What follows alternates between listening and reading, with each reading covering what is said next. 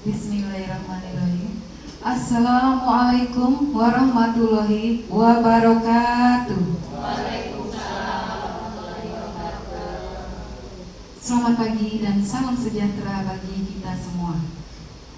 Yang terhormat Ibu Bapak Kepala Sekolah SMK Negeri 1 Gelombang, yang dalam hal ini diwakili oleh Ibu Junaina selaku Wakakurikulum SMK Negeri 1 Gelombang.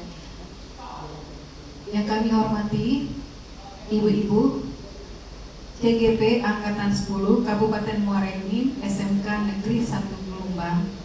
Yang saya hormati Bapak Ibu guru yang sudah hadir dalam acara Diseminasi Budaya Positif CGP Angkatan 10 Kabupaten Muara Enim SMK Negeri 1 Gelombang. Puji syukur kita panjatkan kehadiran Allah Subhanahu wa Ta'ala, karena berkat limpahan rahmat dan hidayahnya kita bisa berkumpul di perpustakaan SMK Negeri 1 Gelombang ini. Kemudian sholawat dan salam tak lupa kita sampaikan kepada Nabi Muhammad SAW. Semoga kita mendapat syafaatnya di hari kiamat kelak. Baiklah bapak-bapak, ibu-ibu yang berbahagia, acara kita hari ini adalah pembukaan, kemudian sambutan waka kurikulum yang mewakili kepala sekolah yang nantinya akan disampaikan oleh Ibu Junaina MPD. Kemudian materi dilanjutkan dengan diskusi, dan yang terakhir yaitu penutup. Baiklah Bapak Ibu yang berbahagia, untuk membuka acara kita pada pagi hari ini, marilah kita membukanya dengan sama-sama membaca basmalah. Bismillahirrahmanirrahim. Terima kasih Bapak Ibu. Selanjutnya, marilah sama-sama kita dengarkan sambutan dari Wakakurikulum mewakili kepala sekolah dalam acara Diseminasi Budaya Positif CGP Angkatan 10 Kabupaten Muara Enim SMK Negeri 1 Gelombang tahun 2024. Kepada Ibu Junaina dipersilakan.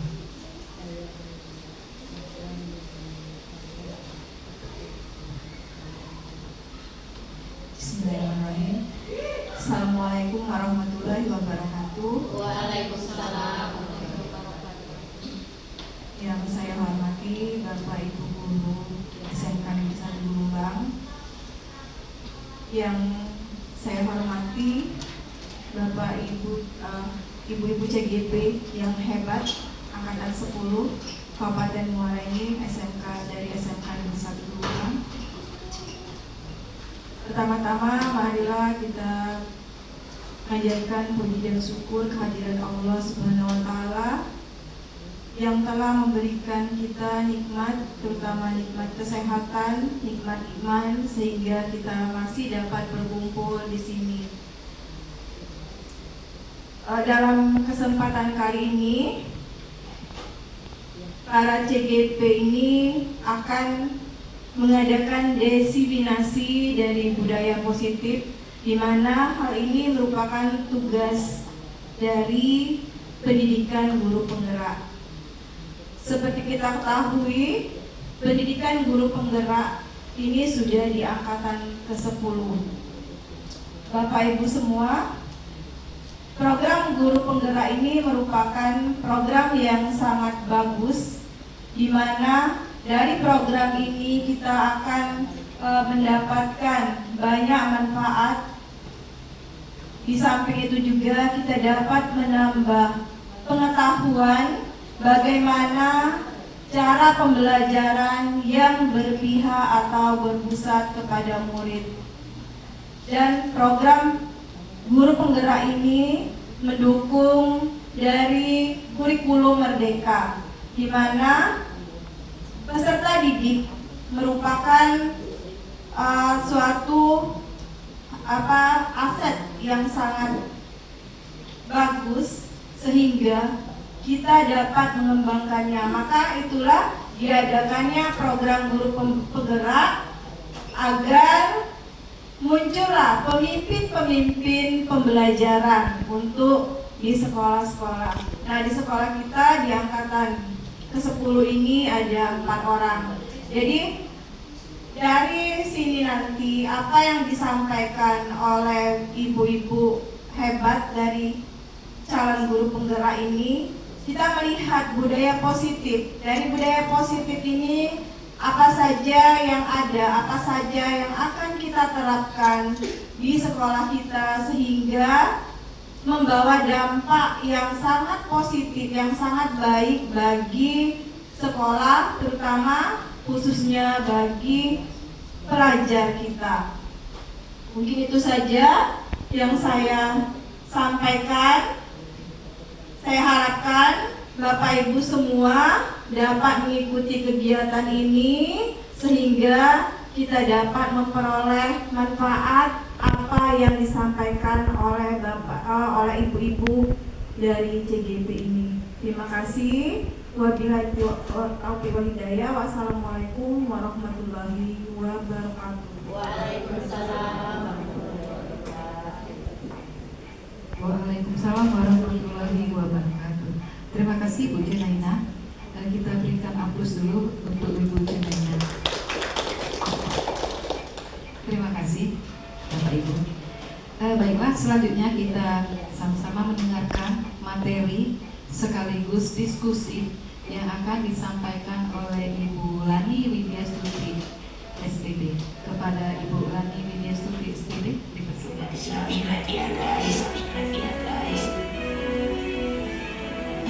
Saya ketika guru telah masuk sekolah.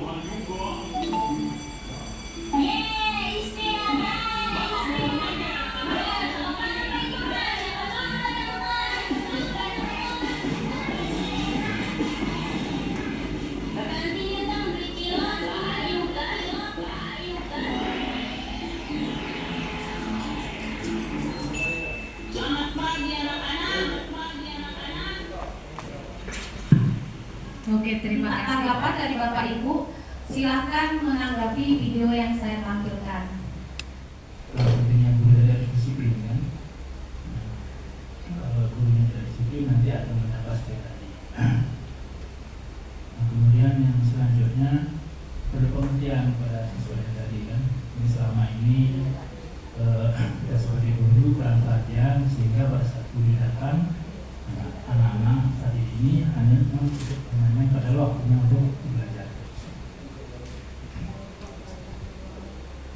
Oke, terima kasih. Ada lagi yang mau menanggapi? Bapak, Ibu, yang mau menanggapi video tadi? Oke, baiklah, kita lanjut ke materi ya. Jadi dari video tadi bisa kita lihat, entah itu tenaga kependidikannya, seluruh warga sekolah harus membiasakan budaya positif. Oke, next.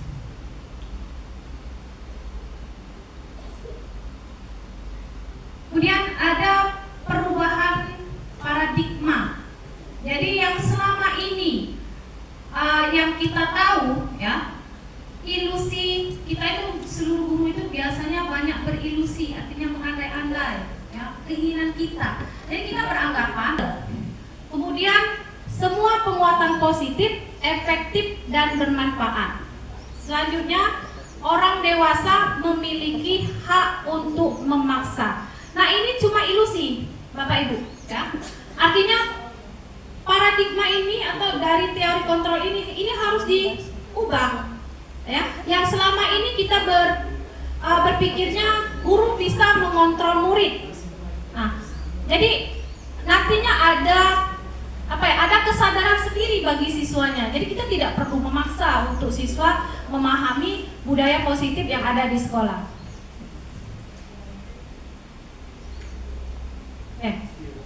Kita lihat di sini ya. Jadi di sini ada siapa sesungguhnya yang memiliki kontrol. Bukan diri kita sebagai guru ya Bapak Ibu ya. Nah, jadi ada stimulus respon yang kita mencoba mengubah orang agar berpandangan sama dengan kita. Ini yang dulu ya. Jadi harusnya sekarang itu berpikirnya kita berusaha memahami pandangan orang lain tentang dunia. Yang kedua, perilaku buruk dilihat sebagai suatu kesalahan. Nah, ini harus diubah sesuai dengan teori kontrol. Semua perilaku itu memiliki tujuan. Jadi semua tingkah laku anak atau siswa kita itu, mereka ini memiliki tujuan tersendiri. Nah, ini yang harus kita tanyakan terlebih dahulu dengan anak-anak. Kemudian orang lain bisa mengontrol saya, tidak bisa mengontrol orang lain. Jadi kita sebagai guru tidak bisa serta-merta mengontrol anak atau siswa. Kemudian pemaksaan ada pada saat bujukan gagal. Jadi setelah dipaksa, dibujuk masih juga gagal. Nah, harusnya yang kita lakukan adalah kolaborasi dan konsensus menciptakan pilihan-pilihan baru. Artinya kita untuk mengalihkan perilaku anak, mengendalikan atau mengontrol anak, kita harus berkolaborasi. Ya. Kita berkolaborasi, kita kasih atau berikan pilihan-pilihan agar anak ini bisa melakukan hal-hal yang lebih baik lagi atas kesalahan mereka. Kemudian ada model berpikir menang atau kalah. Nah, ini yang harus dikurangi ya. Jadi harusnya model berpikir menang-menang. Tidak ada istilah kalah, gitu. Lanjut. Kita lanjut ke materi disiplin. Jadi disiplin ini adalah belajar. Disiplin ini membuat orang menggali potensinya menuju sebuah tujuan yang dia hargai. Namun budaya kita, makna kata disiplin telah berubah menjadi suatu yang dilakukan seseorang pada orang lain untuk mendapatkan kepatuhan. Kecenderungan umum menghubungkan kata disiplin dengan ketidaknyamanan, bukan dengan apa yang kita hargai atau pencapaian suatu tujuan. Artinya dalam bahasa Latin, disiplin itu adalah belajar, ya, belajar.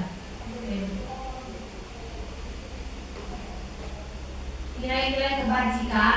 Jadi dalam budaya positif ini ada nilai-nilai kebajikan yang harus kita miliki, yaitu sifat-sifat positif manusia yang merupakan tujuan mulia yang ingin dicapai setiap individu. Artinya setiap pemikiran tingkah laku yang positif ini termasuk nilai kebajikan.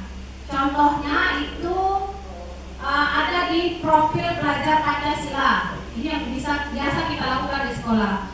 Yang pertama, bertakwa pada Tuhan Yang Maha Esa, berakhlak mulia, mandiri, berkarakteristik berkebinekaan global, bergotong royong dan kreatif.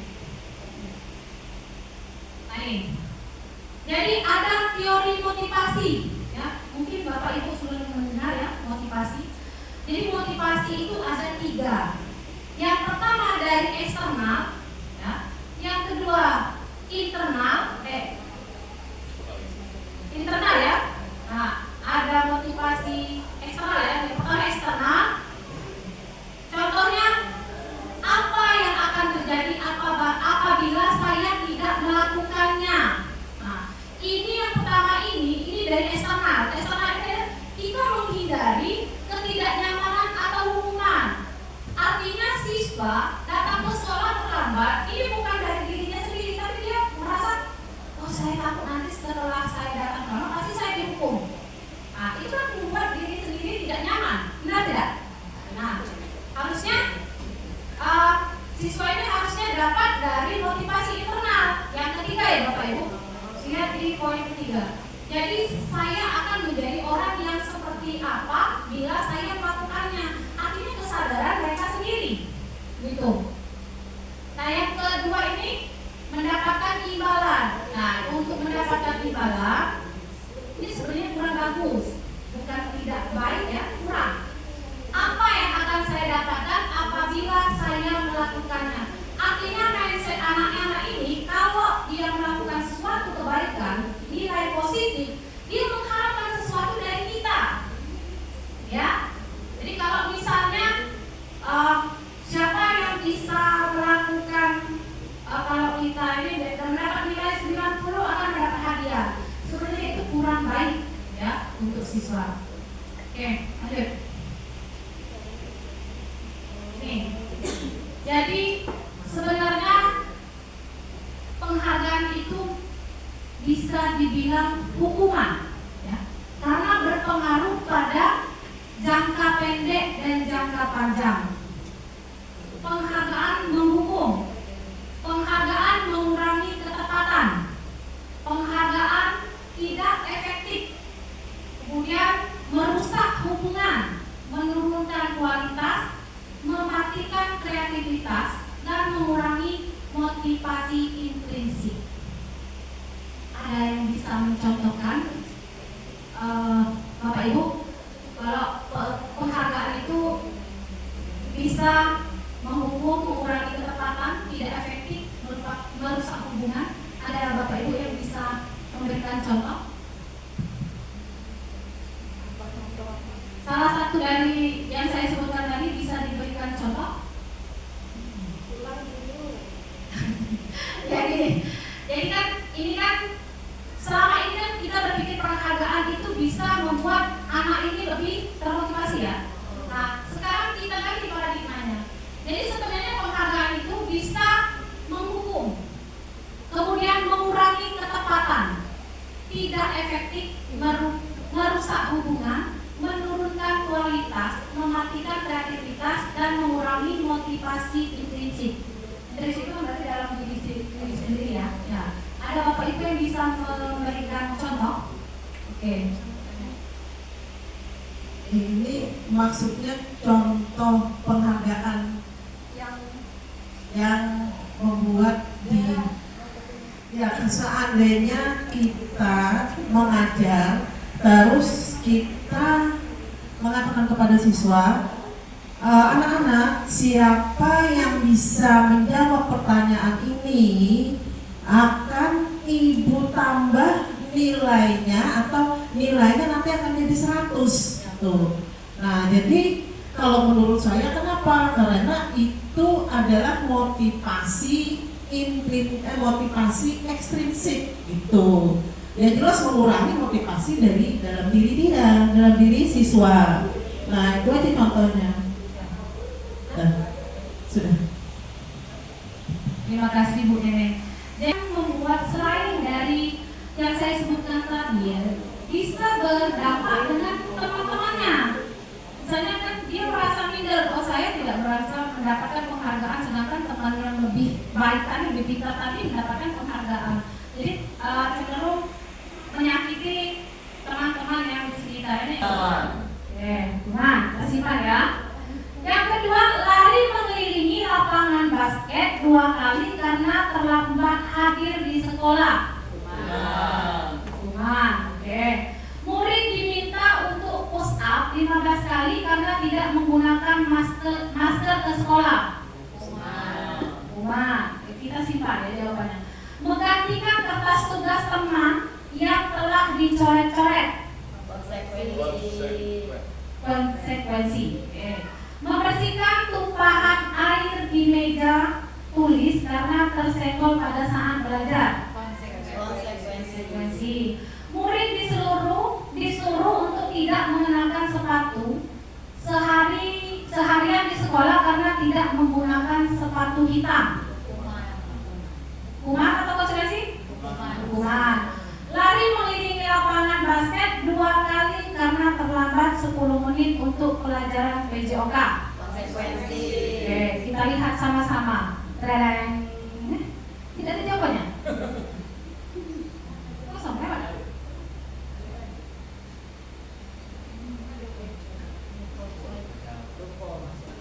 Oke, jadi dari 1, 2, 3, 4, 5, 6, 7 ya, tindakan guru ini yang termasuk hukuman itu yang pertama hukuman, yang kedua hukuman, yang ketiga hukuman, yang keempat itu konsekuensi, yang kelima konsekuensi, kemudian yang keenam hukuman, yang ketujuh konsekuensi. Nah, ada yang mau ditanyakan Bapak Ibu dari ketujuh tindakan guru ini? Atau Bapak Ibu bisa menyimpulkan? Tadi kan sudah saya sebutkan ada hukuman dan konsekuensi. Bisa tidak Bapak Ibu menyimpulkan mana apa itu hukuman, apa itu konsekuensi? Ada yang bisa menyimpulkan? Oke, kemudian silakan. Guru ini kalau hukuman itu menyakiti hatinya itu dari jangka panjang. Jadi dia itu merasa bersalahnya panjang sekali waktunya. Tapi kalau konsekuensi itu jangka pendek, paling dia seminggu sudah hilang gitu. Karena kalau dia dari sini kalimatnya kepada siswa lebih tidak terlalu menyakitkan gitu. Jadi tidak ada seperti menggantikan tugas teman-teman di dorong-dorongnya kan sakitnya cuma seminggu apalagi sehari itu aja. Terima kasih Bu Nenek. Ada yang bisa menambahkan lagi? Baik, terima kasih untuk kesempatannya. Kalau menurut saya secara pribadi, Bu Media, untuk hukuman ini sendiri terkadang guru itu memberikan tanpa ada keterkaitan dengan mata pelajaran tersebut. Sedangkan dengan konsekuensi ini, guru memberikan punishment itu karena memang sebelumnya ada keterkaitan dan juga bisa jadi ada kesepakatan kelas. Jika misal kita dari awal pelajaran itu, dari awal kita tahun ajaran itu di dalam kelas sudah memberikan kesepakatan, jika Ananda telah terlambat pada mata pelajaran PJOK selama 10 menit, maka akan diberikan punishment sebanyak 2 kali putaran atau sebaliknya seperti itu. Terima kasih. Terima kasih Bu. Tiba-tiba ya. Jadi hukuman, misalnya anak-anak datang terlambat. Jadi kamu datang terlambat ya, langsung dihukum apa gitu ya? Mengambil sampah tersebut sejenisnya. Kalau konsekuensi ini biasanya sudah ada kesepakatan terlebih dahulu. Ya, Bapak Ibu. Mendengar bagian tadi biasanya bisa kita terapkan keyakinan kelas. Kalau seandainya keyakinan kelas ini tidak dilakukan atau dilanggar, maka mereka sudah siap dengan konsekuensinya. Oke, lanjut. Nah, ini restitusi. Ya. Restitusi ini adalah proses menciptakan kondisi bagi murid untuk memperbaiki kesalahan mereka sehingga mereka bisa kembali pada kelompok mereka dengan karakter yang lebih baik. Artinya, ini kalau siswa melakukan kesalahan, ya, mereka bisa memperbaiki kesalahan mereka dengan kesepakatan antara si pelaku, si korban, dan ada yang menengahi, bisa difasilitasi ya, menengahi ya antara ya korban dan pelaku. Jadi ada kesepakatan. Nanti kita lanjut lagi. Oke, lanjut. Oke. Ini ada perbandingan antara hukuman, konsekuensi, dan restitusi. Ya. Jadi kalau hukuman ini adalah identitas yang gagal. Menurut hukuman, sesuatu yang menyakitkan, benar ya kata Bu Neneng tadi, tepat sekali, menyakitkan harus terjadi. Kalau hukuman itu hal-hal yang menyakitkan. Konsekuensi, sesuatu yang harus terjadi. Kemudian restitusi merupakan pilihan. Jadi kalau restitusi ini ada pilihan. Siswa ini yang bermasalah ini maunya seperti apa, tidak merugikan pihak-pihak lain. Kemudian yang kedua, tidak nyaman untuk murid murid atau untuk jangka waktu yang panjang kalau hukuman. Bisa kadang-kadang anak-anak kan dendam atau seperti apa ya. Kemudian konsekuensi tidak nyaman untuk murid, anak untuk jangka waktu pendek. Menguatkan untuk murid, anak dalam jangka waktu yang panjang. Kemudian korban mendapatkan keadilan. Korban bisa diabaikan. Kalau restitusi, korban mendapatkan ganti. Perilaku pasif agresif meningkat. Kemudian penguatan hanya bertahan dalam waktu pendek. Masalah terpecahkan. Nah, kalau restitusi ini masalah harus selesai antara pihak korban dan pelaku. Selanjutnya, sistem tidak akan berjalan bila murid tidak takut. Konsekuensi memerlukan monitoring dan supervisi terus-menerus dari guru. Kalau restitusi, murid belajar bertanggung jawab untuk perilakunya. Kemudian berlaku hanya pada sebuah institusi, tidak berlanjut pada kehidupan nyata. Membantu penerapan mengikuti peraturan dalam masyarakat, fokus pada pemecahan masalah dalam jangka waktu panjang. Peraturannya adalah kamu harus, itu kalau hukuman ya, kamu harus datang tepat waktu, kamu harus mengerjakan tugas, gitu. Kemudian kalau konsekuensi, apa peraturannya? Ditanyakan terlebih dahulu. Mampukah kamu melakukannya? Terima kasih. Nah, kalau restitusi, apa yang kamu yakini? Kamu lakukan untuk memperbaiki masalah ini. Artinya kita meyakini sesuai dengan kesepakatan kelas atau keyakinan kelas, kemudian bisa memperbaiki masalah. Yang terakhir, murid atau anak membenci peraturan. Sepakat tidak Bapak Ibu? Sepakat tidak? Anak membenci peraturan. Nah, salah satunya peraturan ini dibuat oleh pihak sekolah dan guru tanpa melibatkan siswa. Benar atau salah? Ya? Benar ya? Jadi kalau peraturan ini dibuat oleh guru dan sekolah tanpa melibatkan siswa. Nah, peraturan sekolah. Kemudian murid tidak menghormati peraturan, itu konsekuensi. Murid, anak menghormati diri dan orang lain. Nah, untuk restitusi ini dibuat berdasarkan kesepakatan antara guru dan siswa. Itu bedanya.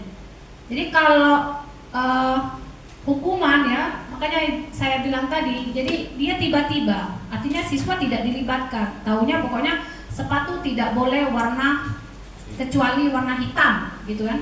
Itu aturan sekolah, tidak melibatkan siswa.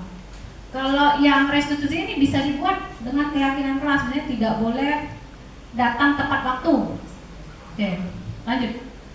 Untuk belajar dari kesalahan, memperbaiki hubungan, tawaran bukan paksaan.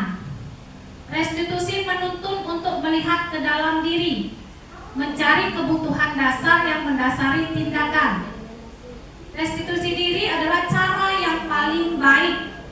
Restitusi fokus pada karakter bukan tindakan. Kemudian restitusi fokus pada solusi, mengembalikan murid yang berbuat salah pada kelompoknya. Ini ada, sebenarnya harus ada ice breaking ya. Coba biar kita tidak ngantuk ya. Sama-sama Ibu kita ke depan, kita ice breaking dulu. Muhammad, setting dulu. Silakan ke depan.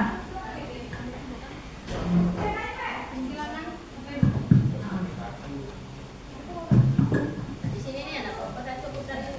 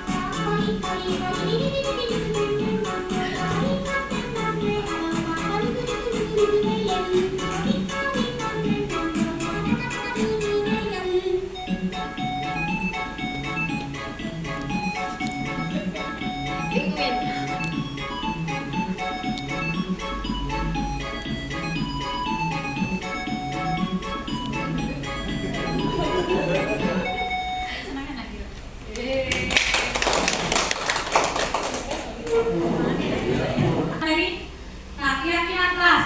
Nah, ini yang harus sebetulnya saya tekankan juga ya, biar teman-teman juga bisa mengaplikasikannya nanti untuk semester selanjutnya ya. Jadi kita sepakati saja di sekolah ini harus ada keyakinan kelas. Ya, lanjut Pak Sofian.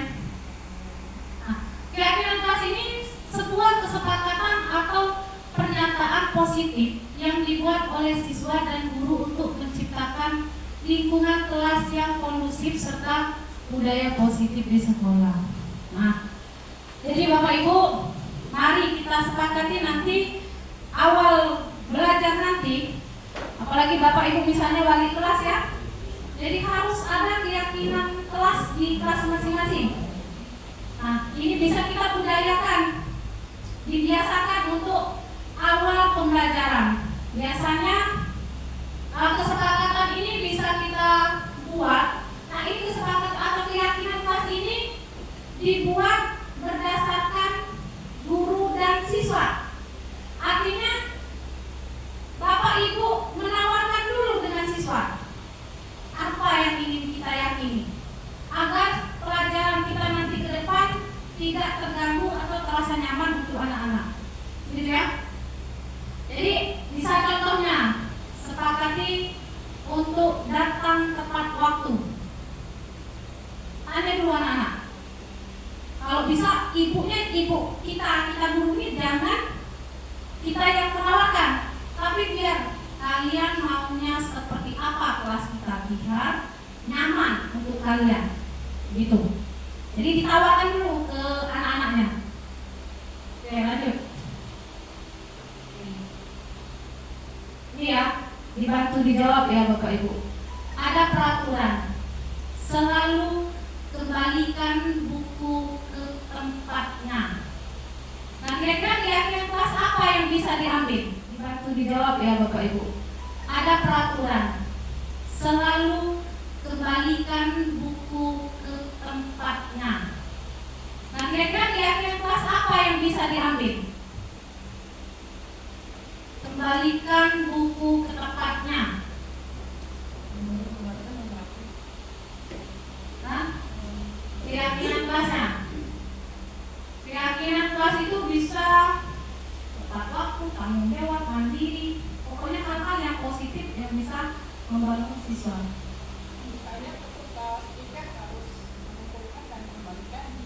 Oke. Berarti itu ke mengembalikan materi itu adalah Oke. Berarti Ibu itu berupa apa? Maksudnya dalam diri siswa itu apa ya? Hal positifnya. tanggung jawab. Oke. Oke, kita simpan dulu ya. Kemudian dilarang mengganggu orang lain. Oke. Ini nggak panjang-panjang kalimatnya. Jaga perasaan. Ya, ingat, jadi menjaga perasaan. Oke. Hadir di sekolah 15 menit sebelum pembelajaran dimulai. Disiplin. Dilarang melakukan kekerasan.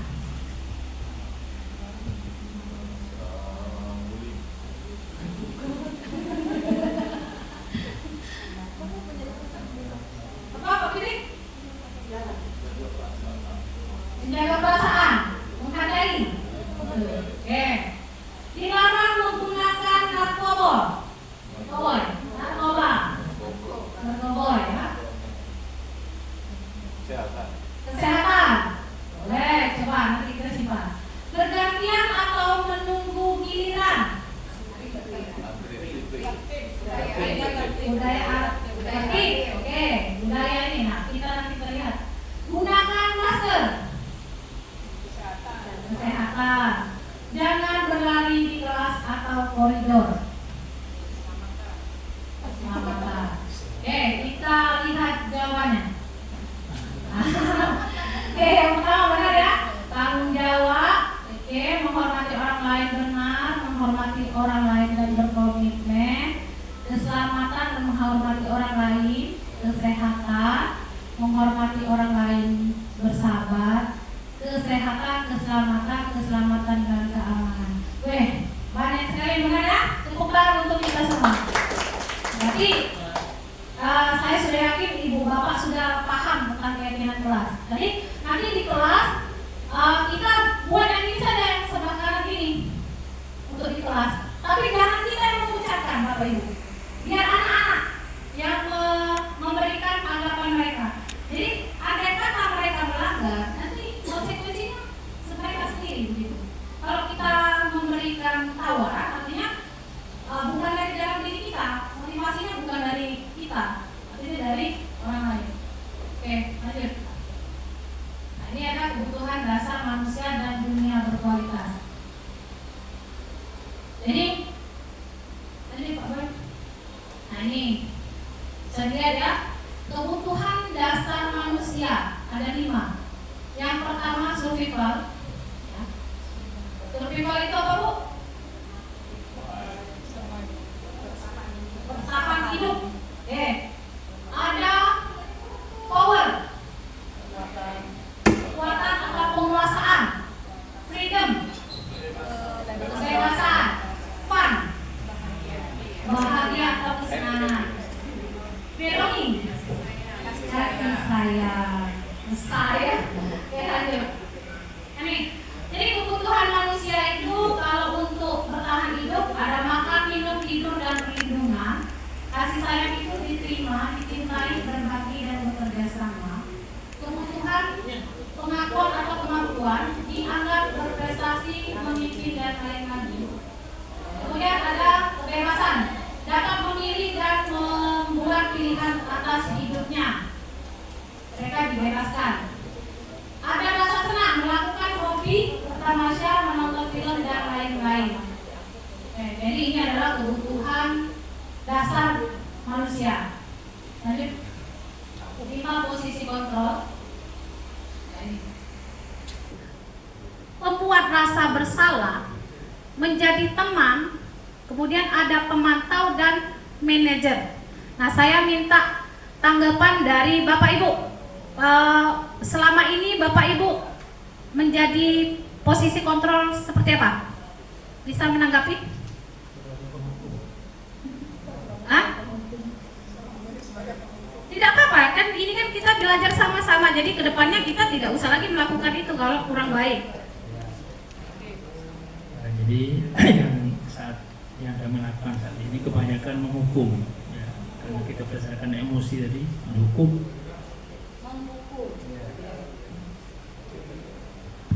Yang lain selain penghukum selama ini jadi posisi kontrol apa?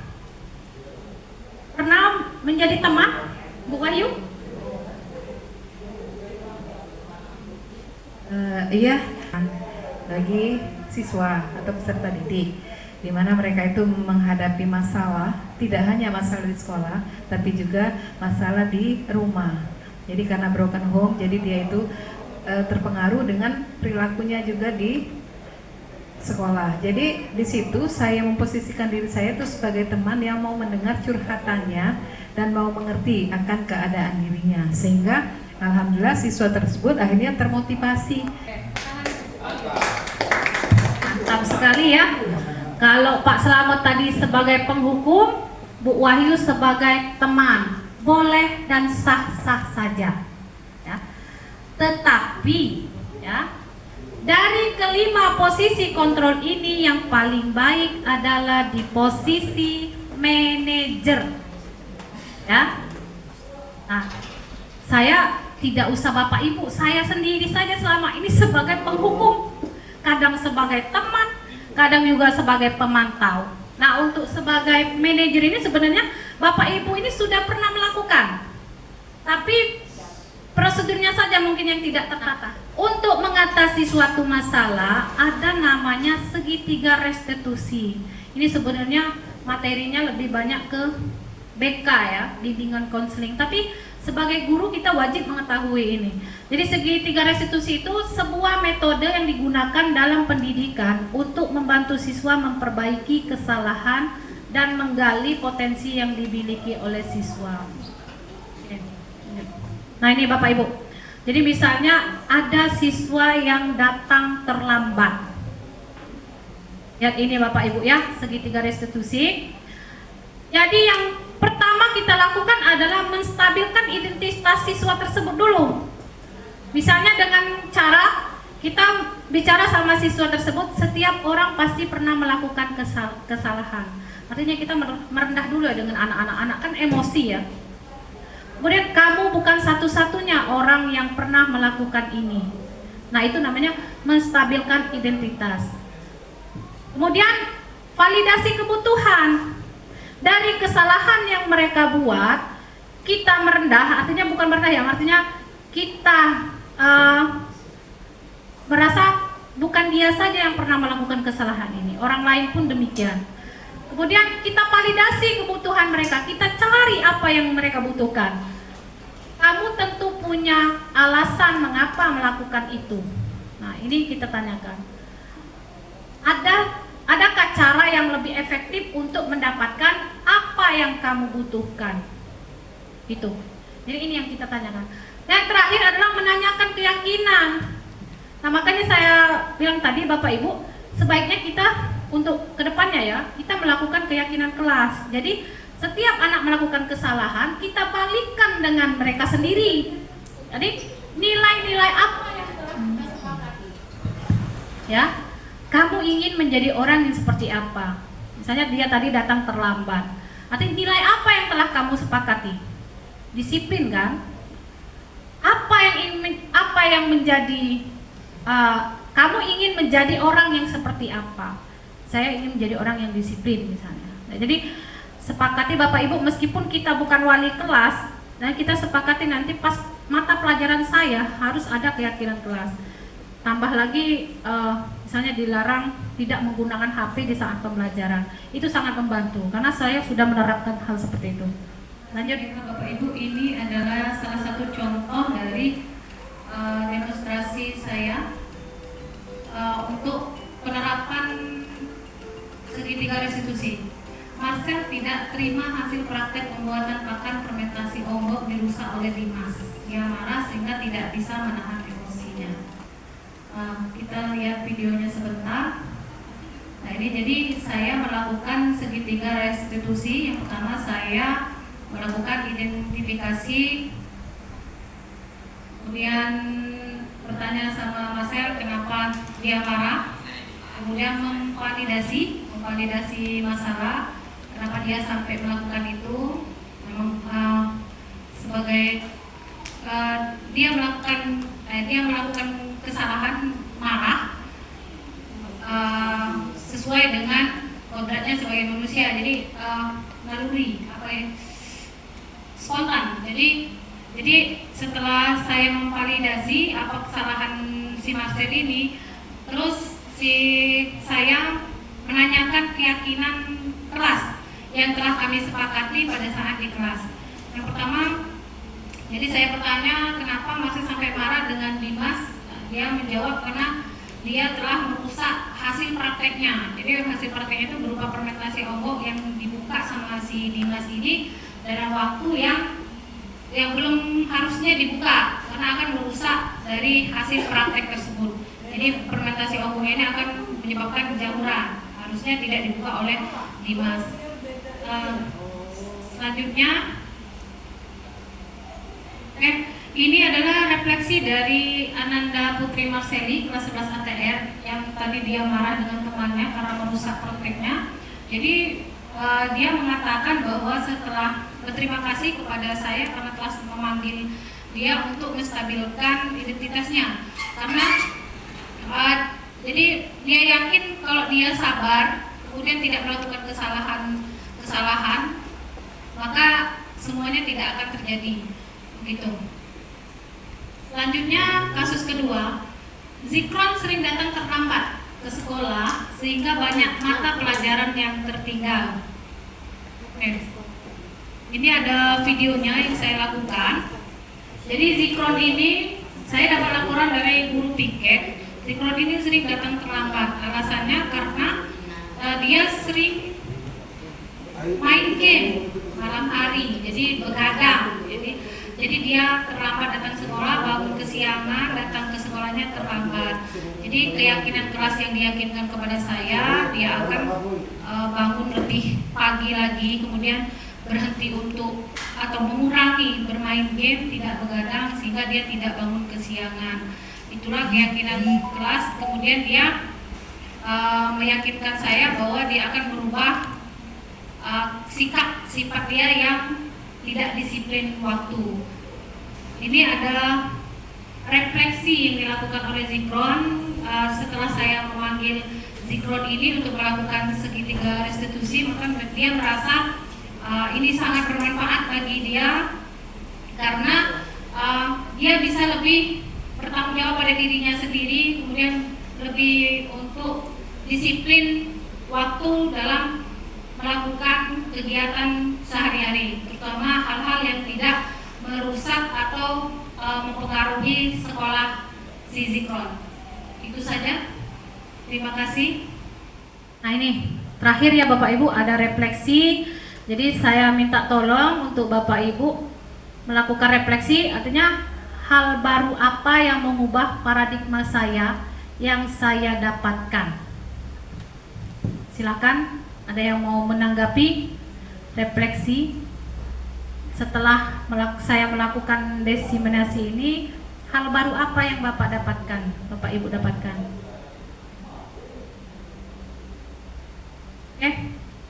Silakan Bu Ati.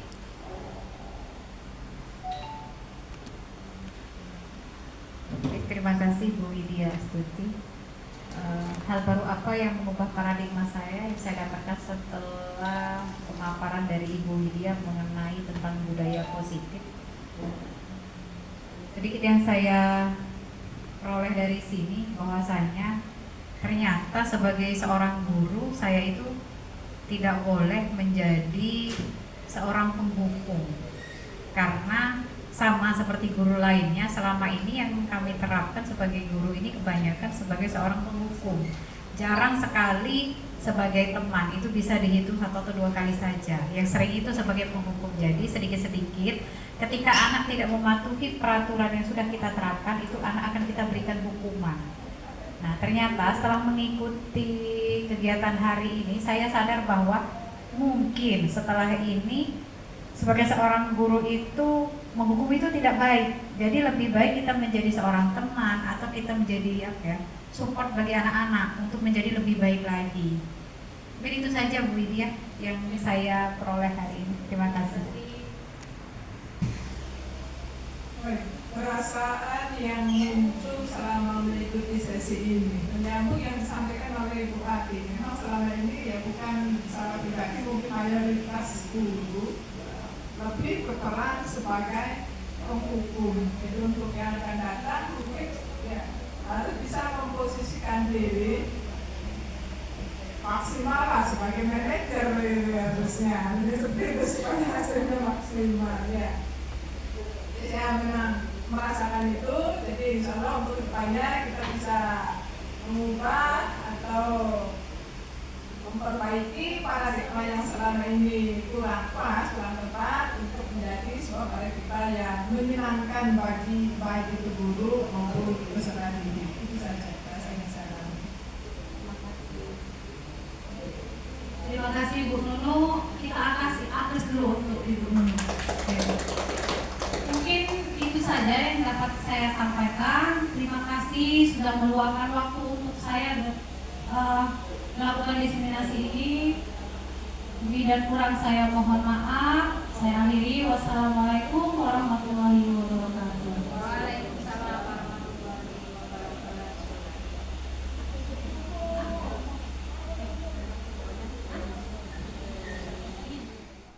Assalamualaikum warahmatullahi wabarakatuh. Perkenalkan, saya Agil Maulidina. Di sini saya ingin memberikan sebuah testimoni dari diseminasi ilmu pengetahuan terkait budaya positif di sekolah yang telah disampaikan oleh Ibu Widya Astuti SP3R.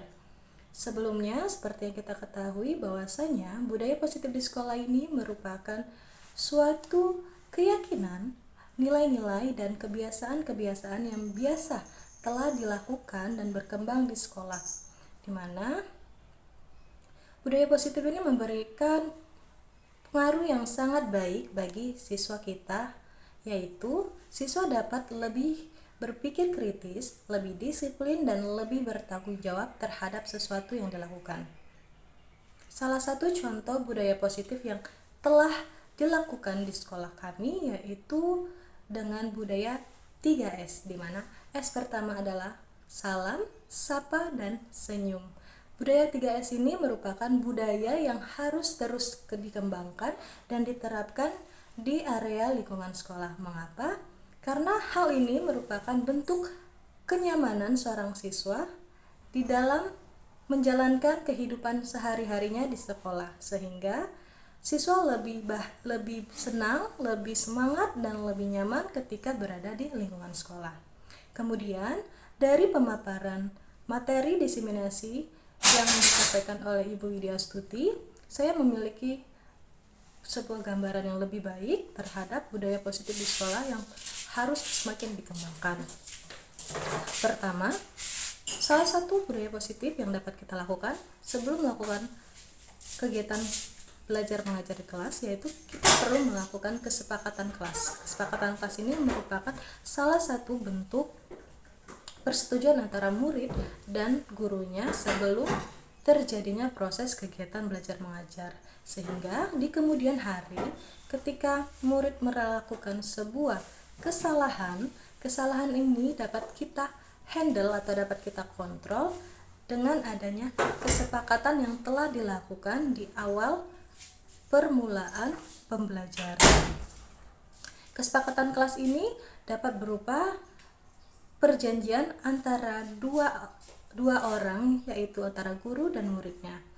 Misalnya, ketika seorang murid memberikan kesepakatan kelas, boleh telat dalam durasi waktu 5 menit. Namun jika lebih dari 5 menit, maka murid tersebut akan siap diberikan konsekuensi, yaitu kesepakatan untuk memungut sampah sebelum diizinkan oleh guru tersebut untuk memulai pembelajaran. Oke, mungkin itu saja yang dapat saya sampaikan pada testimoni kali ini. Lebih dan kurang saya mohon maaf. Terima kasih. Wassalamualaikum warahmatullahi wabarakatuh.